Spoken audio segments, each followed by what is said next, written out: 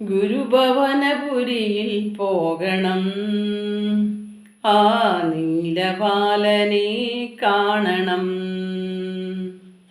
ഗുരുഭവനപുരിയിൽ പോകണം, ആ നീലപാലനെ കാണണം. ഹരിമുരളിതൻ നാദം കേൾക്കണം, ആ നൃത്ത ചുവടുകൾ കാണണം. കൃഷ്ണ കൃഷ്ണ ഹരേ കൃഷ്ണ കൃഷ്ണ, കൃഷ്ണ ഹരേ ജയ കൃഷ്ണ കൃഷ്ണ, കൃഷ്ണ ഹരേ ജയ കൃഷ്ണ കൃഷ്ണ.